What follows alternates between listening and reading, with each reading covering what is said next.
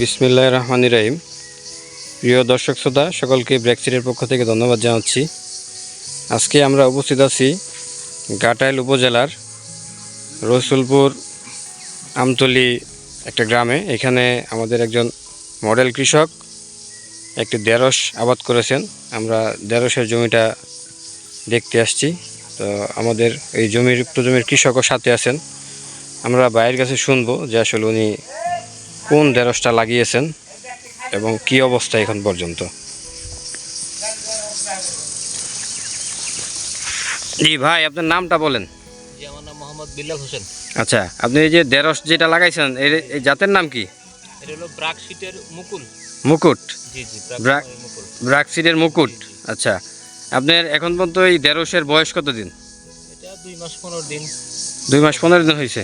আচ্ছা দর্শক মণ্ডলী, আমি আপনাদের একটু দেখাতে চাই যে ব্র্যাকসিডের যে মুকুট ঢেঁড়স, এটা একদম ছোট থাকতেই ধরে এবং দেখলে আপনারা একটু বুঝবেন যে গাছ কিন্তু দেখলে মনে হবে যে মাটির সাথে কথা বলতেছে, এত ছোট গাছ। কিন্তু প্রতিটা আপনার গিটে গিটে মানে প্রতিটা পাতা থেকে ঢেঁড়স আছে। একটা গাছ এই যে যদি দেখায় আপনার কাছ থেকে, এই যে একটা ঢেঁড়স, এই যে একটা, এই যে একটা, এই যে আরো বের হচ্ছে।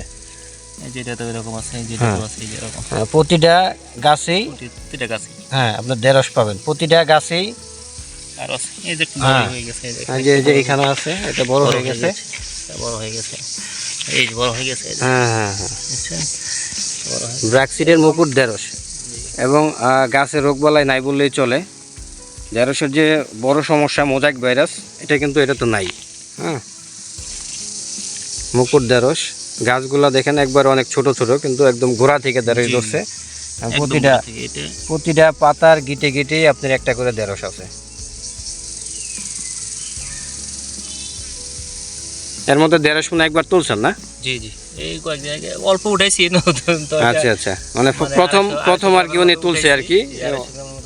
হ্যাঁ হ্যাঁ, অল্প এনে আপনার উঠানো যাবে আরো। হ্যাঁ, এই যে ভাই হচ্ছে এই ঢেঁড়সটা করছে ব্র্যাকের মুকুট ঢেঁড়স। আপনারা যারা ঢেঁড়স চাষ করতে যাচ্ছেন, ছোট থাকতেই ধরবে এরকম যদি ঢেঁড়স। এটা তো আসলে যে ছোট গাছ, এটা মানুষের তো কল্পনাই করে নাই যে এত ছোট গাছে ঢেঁড়স আছে। রাস্তাটা যায় আর বলে যে এত ছোট মানে এটা ঢেঁড়স কবে ধরবে। কিন্তু অরিজিনালি যে এটা ওদের ঢেঁড়স ধরছে, এটা বিশ্বাসই করতে চায় না মানুষ। মানে এরকম একটা পরিস্থিতি।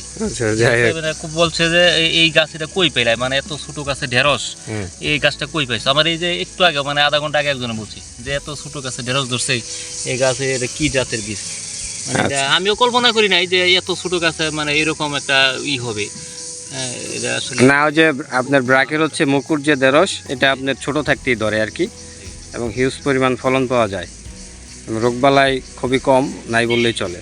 জি জি, রোগবালাই আসলে আমি আরও অন্যান্য চাষিদের কাছ থেকে শুনছি যে যারা চাষ করছে, আমি তাদের কাছ থেকে শুনছি যে ওই আপনার সহ আপনার এই যে ফুল এবং এইটা সহ ঢেঁড়সটা সহ মানে মাটিতে পড়ে যাইতেছে যে কোনো একটা কারণে, যে কোনো একটা রোগের কারণে।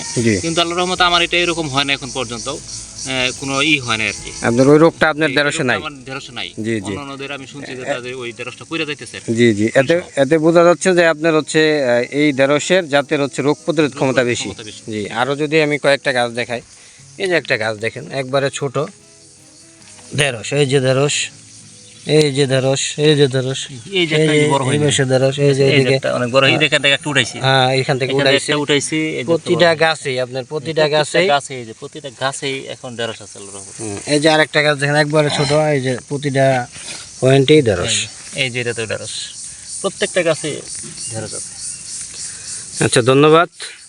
যারা ঢেঁড়স করবেন, ব্র্যাকসিডের মুকুট ঢেঁড়স চাষ করতে পারেন, সর্বোচ্চ ফলন পাবেন। এই বলে আজকের মতো বিদায় নিচ্ছি। সবাই ভালো থাকবেন। আসসালামু আলাইকুম।